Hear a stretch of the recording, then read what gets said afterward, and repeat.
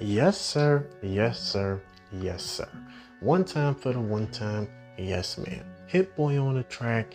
And yeah, man, we back. We got a long one here for you, right? I've been trying to cut things down a little bit, right? But this one here is this is a longer one. We're starting off by showing you the Boston Celtics. Now we mentioned pretty much the bad outing that I didn't put on camera, but it was, like I said, it was horrible, right? Basically, like within the first few minutes of the first quarter, I couldn't get my move working on Derek White.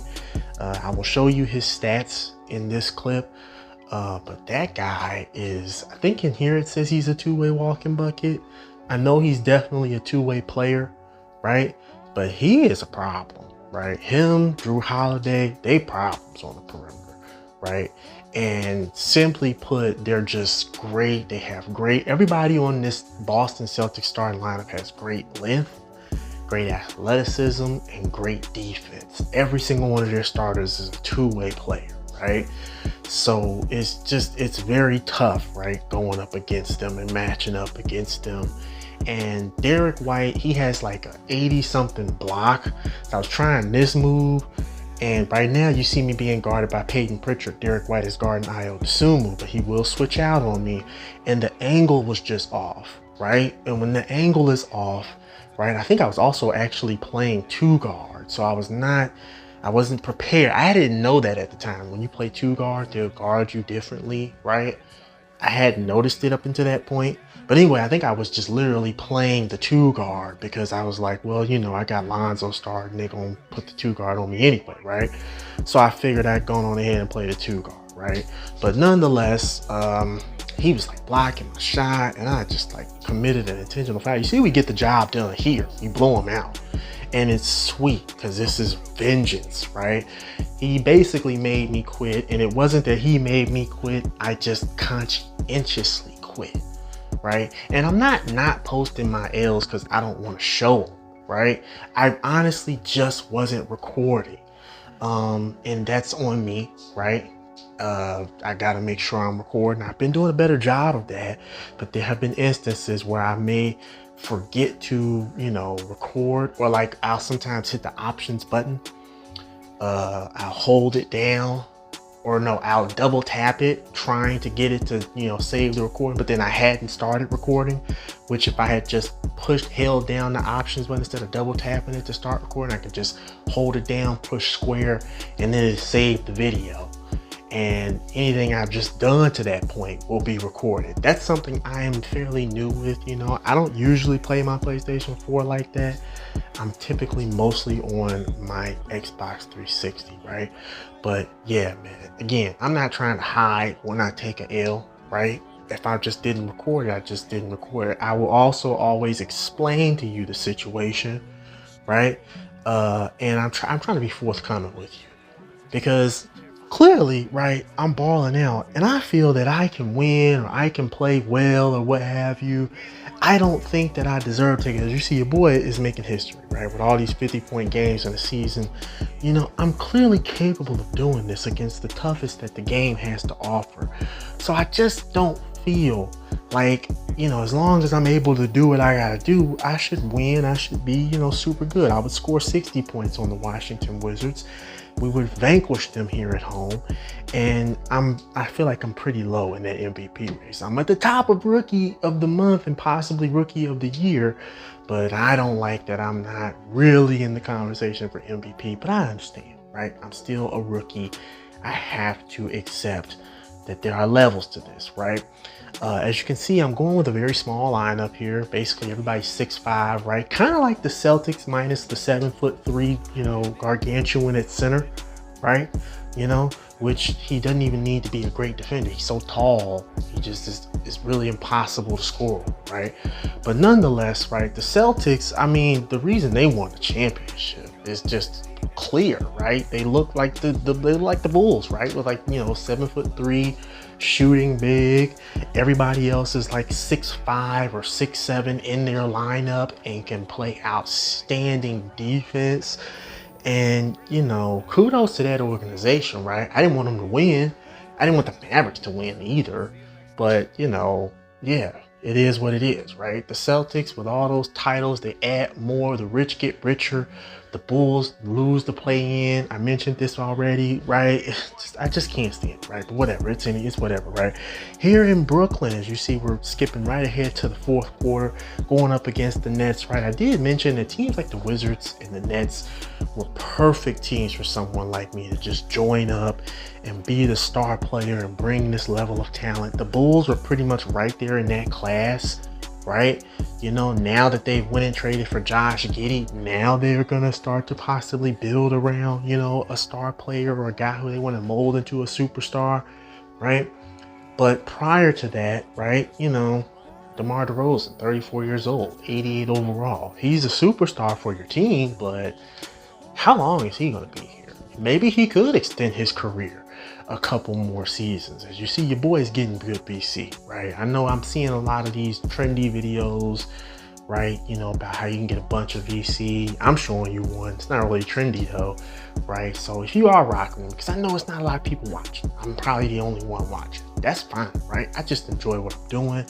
I know I said that I'm trying to get I'm using CapCut to get a 4K render. I'm also using Power Director. It doesn't really have a 4K render, right? So the quality of these videos are somewhat, you know, lacking somewhat, but you know, your boy gonna keep pushing, and we'll try to learn some more tricks to the trade as we get further along in, you know, our journey here. As you see your boys here, I don't know if I think that was Conley with the AM1. Yeah, he did that to us, right? I decided to make sure Dalen Terry gets on the floor, right? At 6'7", playing the 2-guard, decent perimeter D. His perimeter D is not as bad as Kobe White, Zach LaVine, Ayo Dosunmu's, but it's actually just a stosh above. It's not particularly good like Caruso and Lonzo's, right? It's like Patrick Williams, right? He's not a bad defender. He can handle himself down there, but with a defensive anchor out there, he'll do what he got to do right now. You see your boy was cold, or is cold. It's because I haven't been getting my angle right. You know what I'm saying? And right here, I'm trying to get the ball from Caruso because it's the fourth quarter and we're only up by 4 now. They hit that one lucky shot. I'm trying to get the ball again. I'm cold. I still got 64 points. So I'm going to go to the line and I'm going to cash the first free throw, which is pretty much going to guarantee us the victory. I hit them both, and now they're down by 6. They need a 3. They're going to take a 2. They don't make it. Karl-Anthony, no, is that Gobert with the board, a miss, a pass to LaVine, and yeah, man, they would foul, but wouldn't matter, right? They're done. Donezo. 8-point lead for us. 66 points for your boy. Doing my thing, man. I mean, completely owning the rest of the league, and I'm going to basically show you the rest of the season, right? Because as I've said with my new formula, I just feel like, you know, it's time to move on ahead and start showing you, you know, your boy doing his thing. I'm looking at myself, my stats are increased because I have takeover.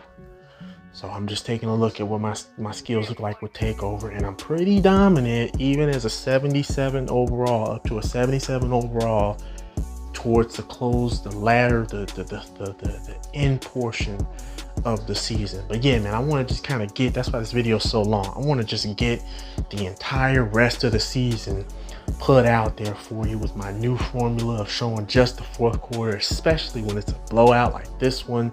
We're beating the Atlanta Hawks. Caruso to your boy, down in the lane, another dunk, right? Fantastic effort by me. Now, one of the things that I said in one of my other videos, I want to talk a little bit about how setting and great coaching makes great players. Albeit, like I said, there's a such thing as generational talents. We're not acknowledging that. We are acknowledging that.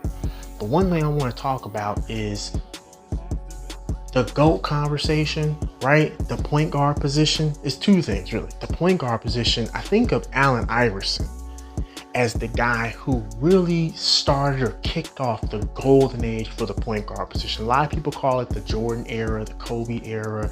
I think it was more the Jordan LeBron era, but in between, what you might call the Kobe era, really the AI era, right? As I show you that we would play the Knicks and I would simulate that game, right? I might have to come back to that, what I was just saying about the errors, right? We would simulate that Knicks game. As you can see, we're in basically the last portion of the season. We had to simulate that game. We will have to simulate these other 2 Knicks games, right? So it is what it is, right? We'll take the L. 70 wins thus far, right? Let's keep going, right? But anyways, back to what I was saying about AI, right? AI was your standard point guard, undersized for the 2-guard position, but because he was a scorer in that day NBA, scoring guards were the 2 guards. Whether you handled the ball, passed, or not, you were a 2 guard if you were a scorer at the guard position. So, and typically if you were tall enough to play the 2, you would also maybe even be a small forward or a swing man. Either way, Allen Iverson was really your quintessential scoring point guard. It's not that they didn't exist before him. It's that after him, they really started popping up everywhere. People forget about guys like Steve Francis for the Rockets, right? Who, you know, was a point guard, you know what I'm saying, and could just get a bucket, right? People forget how dominant Baron Davis was for the time he was healthy, right? But that really kicked off the golden age of the point guard and made the position what it is today, where point guards can also be the star player, the top scorer on your team. You pretty much want to put him there, as opposed to asking him to be a Kobe Bryant type guy who in the latter portions of his career played point guard as well, right? So the golden age of point guards, now it's just basically the league is all about your point. It's all about the one. It's all about your point guard. It's all about who you got at that position scoring for you. So that's dope, right? Now, I want to also talk about the GOAT conversation. Because albeit guys like Jordan, who weren't necessarily a point guard, as you see, we finally, let's first off, let's talk about the end of the season. I would actually simulate the last 2 games versus the Wizards and the Knicks, and we would go 74-8, besting the Golden State Warriors' best win percentage record by 1. And we're in the playoffs, baby. No play-in game, no doubt about it. We're in the playoffs, taking on the Indiana Pacers, who won the play-in game. I didn't show that, but they won the play-in game to nab the 8th seed. It's us versus the Pacers, Knicks, Heat, Cavs, Sixers, Celtics, Milwaukee Bucks on the East. You saw the West. If you didn't, you can find it, right? So right here, first game here in Chicago, up by 13, and we're just going to keep on doing what we got to do, right? Pacers on offense. McConnell, he always tries to give me problems. Everybody tries to give me problems, but they don't really, give me problems. I handle my business, right? But back to what I was saying about the GOAT conversation. Now, again, Michael Jordan was not a point guard, but in today's NBA, he would be. And you could, in so many ways, take guards that handled the ball and did all the offensive duties. I mean, because he kind of was point guard. Think about it. I mean, especially when they had Ron Harper or like any other point guard on their team that wasn't really a star player, but was just more passer.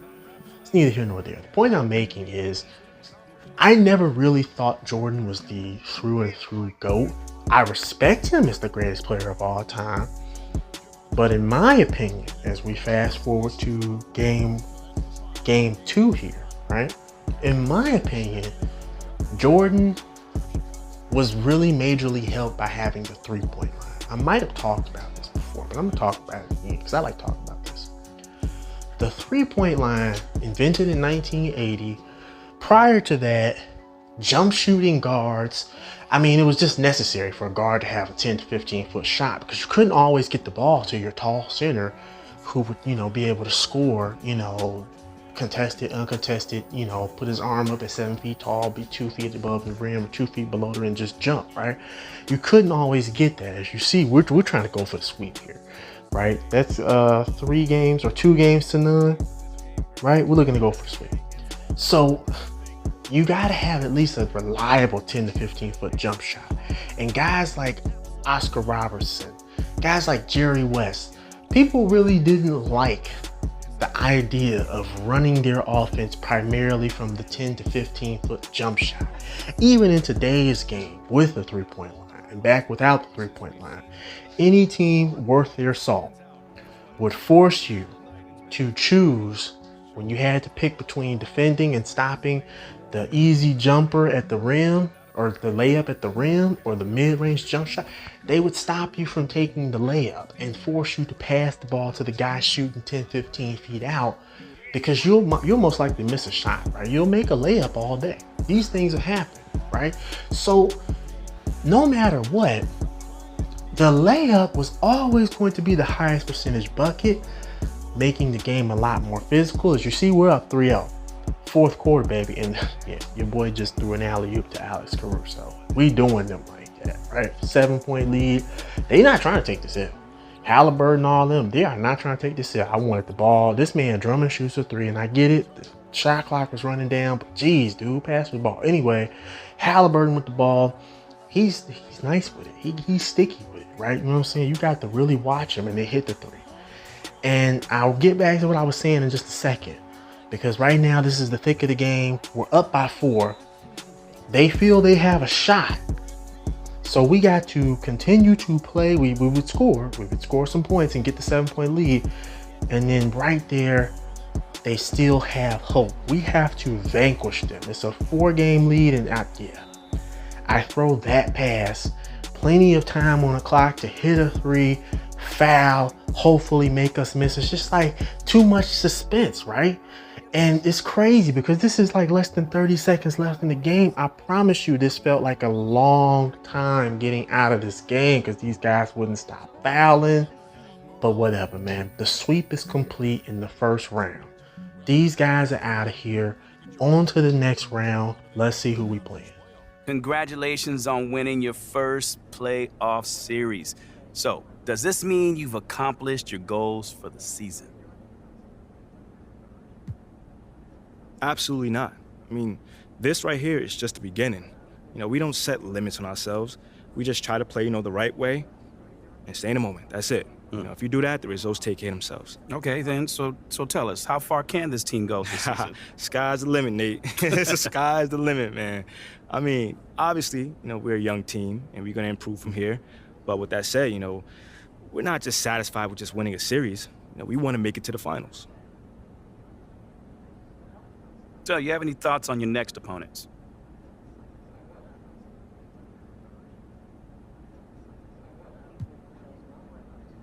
Nah, man. We gonna go back and enjoy this one, I can tell you that. And then tomorrow, we're gonna get back to the practice facility and watch tape. Those guys are good.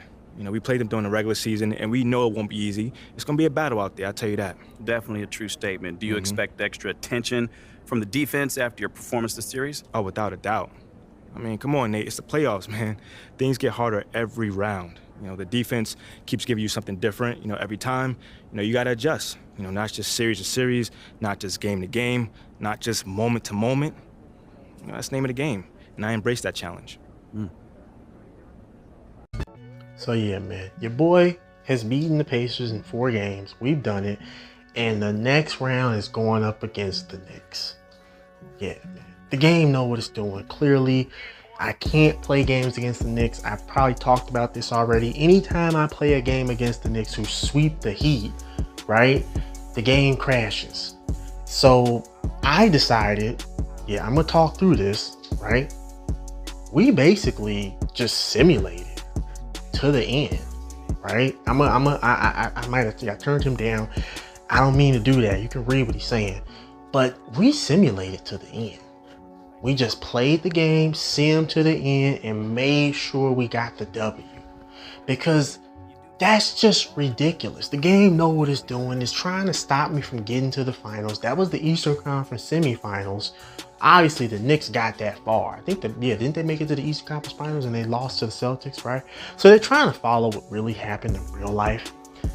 But nah, man, we here to rewrite history, baby. We gonna beat the Knicks. Basically, like I said, they couldn't let me play the game, so just play the game, go into it, and sim to the end. And if they don't let you, because once you start the game, if you close app and load the game back up, you'll go right back to that game, which is pretty much at the beginning. Sim to the end until you win, and do that 4 times, because you might lose. If you lose, just close out. But sim to the end until you win. And do that 4 times. You won't get any VC, but that's fine, right? That's all I did. right, was send to the end in order to get the win. I spammed or forced the win, and this is how we got here, right? So yeah, man, I'm not having this. Is the only time I talk through one of these cutscenes in the video. But the point I'm making is, you talk about Jordan and the jump shot and the three-point line helping open the driving lanes to make him a great player, but it also kind of phased out the big man, the traditional big man. And it's definitely, it's come full circle because it's now happening now, right? As you see us get ready to have to get revenge against the Boston Celtics right now. I probably won't show you in this clip, but we would decide to put Alex Caruso at power forward. We could have done this with Lonzo Ball. Mainly we did this because we wanted for Tatum, right? You know what I'm saying? Because I think we had Patrick Williams at power forward. We decreased the minutes to 5 minutes. I didn't mention that earlier, but so we could have Drummond on the court, right? This is the latter portions of the game. We've blown them out, and look at them running 2-3 zone to try and prevent me from using my move, right? Yeah, they smart like that. The game is smart like that. But we would put Caruso in at the 4 because even though we blew them out, Patrick Williams, I just didn't feel like, even though he's shown he can be a good defender, I just didn't feel like he could really handle Jason Tatum. So maybe Alonzo Ball or Alex Caruso, right? You see what Caruso does to Jaylen Brown. Completely bothers the shot. Jaylen Brown's a tough finisher. He's not the type of guy who will miss shots even with all that defense. And Alex Caruso just gave him the business, right? And Lonzo Ball could do the same to Jaylen, right? So I said, let's take, because we just like the Celtics. We got two-way guys that can clamp your best scorers. Seriously, as you see me sit down after vanquishing the Celtics in game 1, right? And right here, the game pulls some foolishness, right? You're going to see it in just a second. It's basically going to pull up that message. Yeah, it does this, right? And I'm not going to show you the entire time that I had to wait. I'm going to cut to the very end, right? Where obviously they don't pay you your VC when you get that message. I guess this is the game's way of trying to say, look, you know, you would have made more than 14K. We can't give you that or whatever. I don't know. All I know is that, as I said, I think, yeah, I just might show it to you. I was coming off the bench, right? Oh yeah, that's what was going on. Game 2, we took the L, and I did. That's why I do show you that. We took the L in game 2, and it wasn't that I didn't want to record it. What happened was I basically saved, and I was supposed to close app because I was trying to sweep, and I didn't do this for the Pacers. I would do this for the Celtics series, or I tried to do this for the Celtics series, where I tried to just close app. As you see, Levine just dunk on somebody, right? And instead of just closing app, I saved and quit, and that wasn't smart, right? And also, again, that mismatch that was being exploited, Patrick Williams versus Jason Tatum, right? You feel me?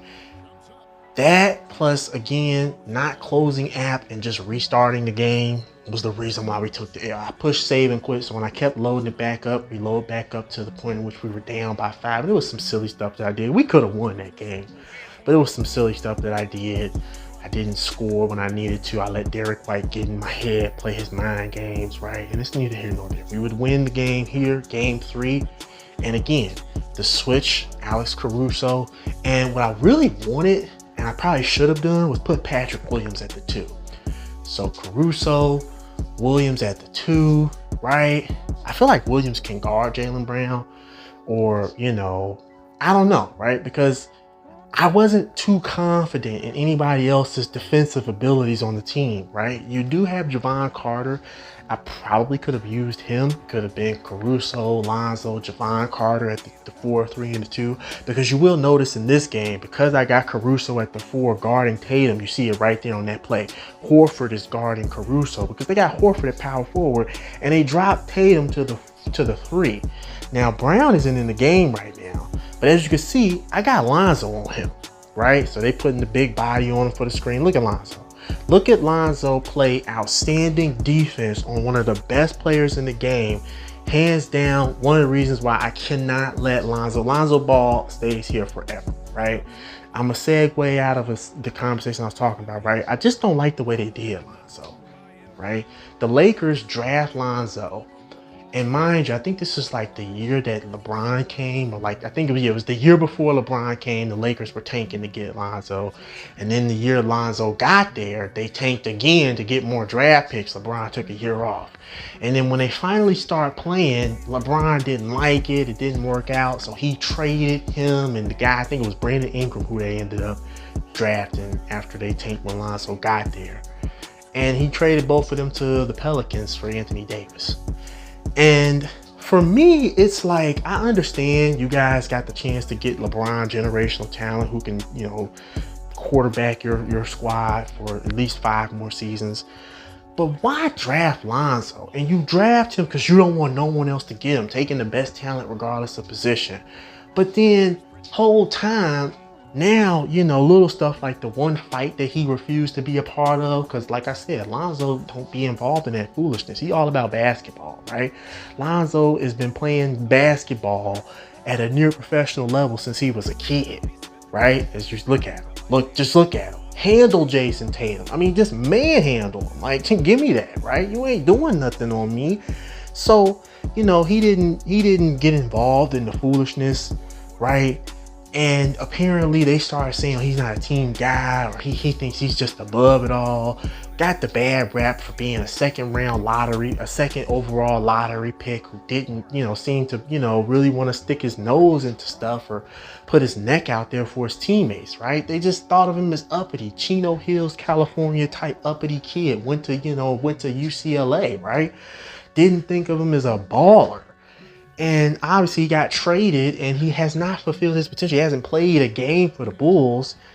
And I just feel like they've done Lonzo wrong, right? He feels the same way, right?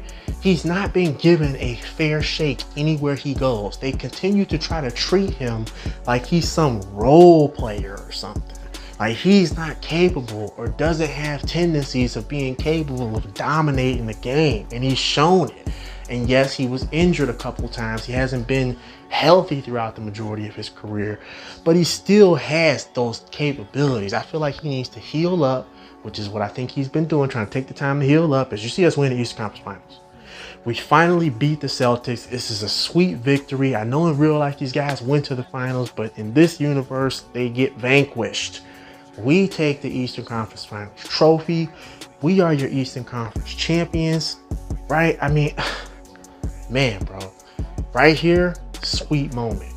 We about to go to the NBA Finals as I'm yapping on and on about how I think Lonzo has been treated unjustly and been given the injury prone tag. So I get it, right? Kind of like Derek, but nonetheless, just to me, it's not fair, right? Lonzo deserves a little bit more better considerations, right? I think that they need to try to build a team around him. So I'm gonna let my mans here talk. Congratulations on making it to the NBA Finals. How does it feel, man, to reach the biggest stage in your first season?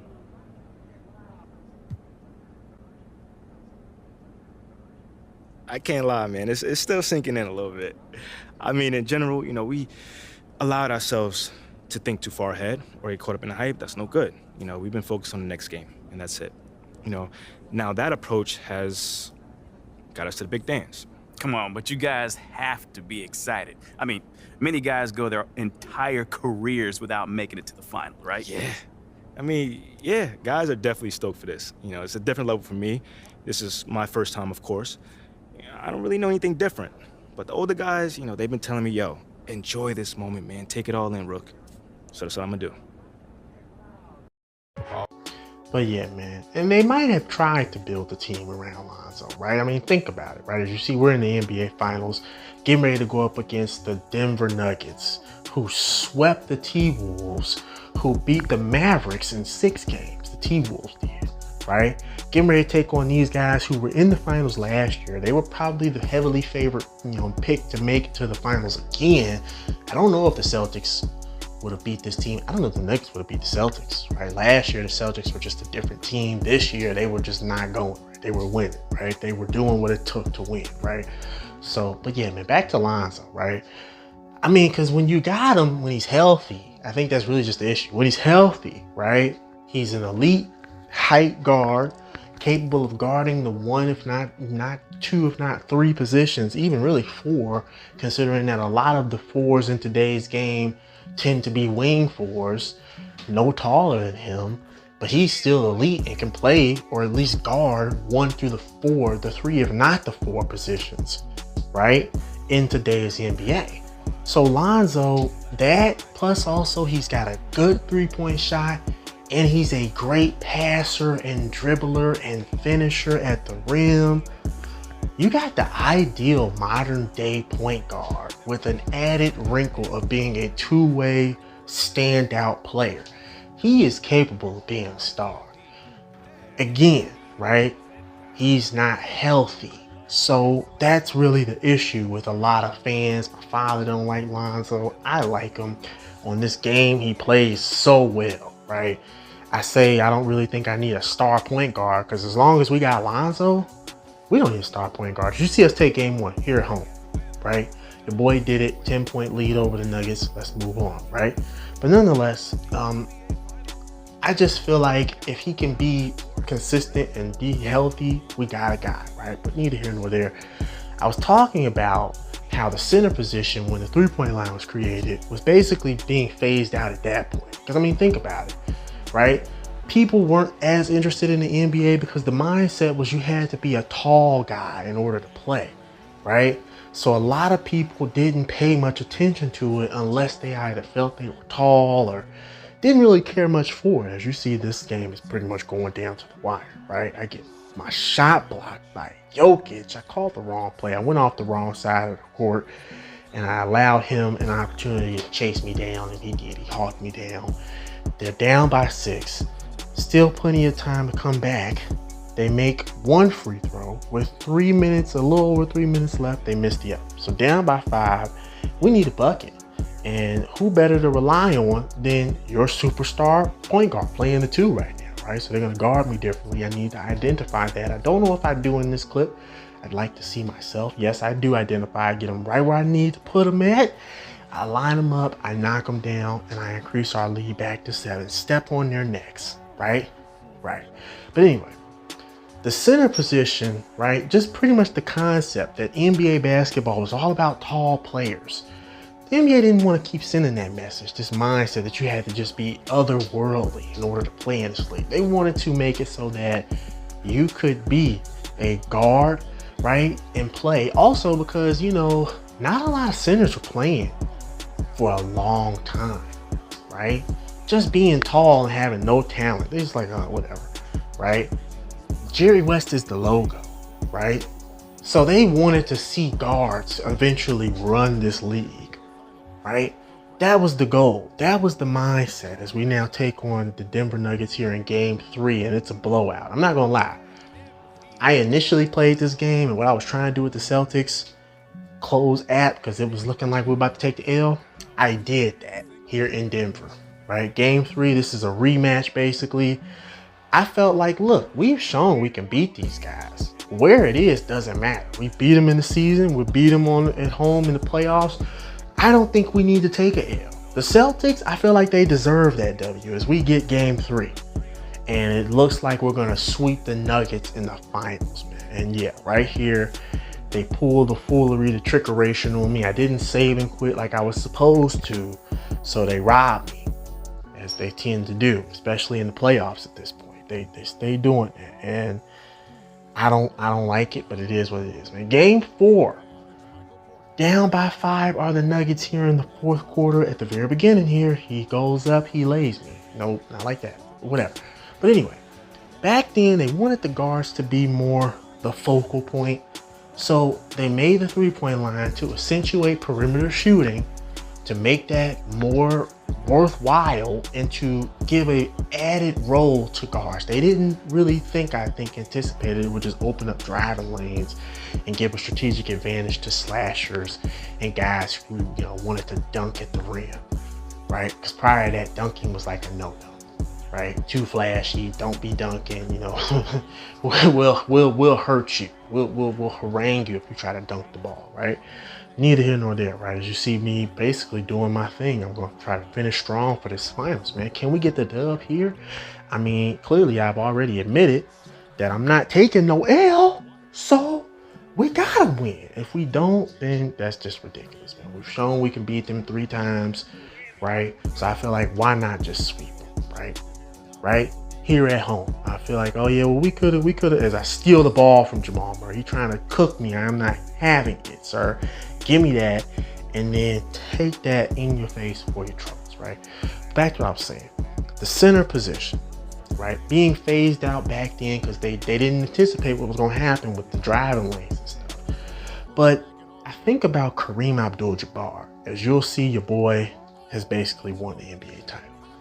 And I'm going to talk over this. Kareem, in my opinion, was the greatest player of all time. He was a 20-year veteran who played at a high level his entire career, right? Jordan, James, Kobe, the guys who are put squarely in that GOAT conversation. Kobe, like maybe just a crease under Jordan, right?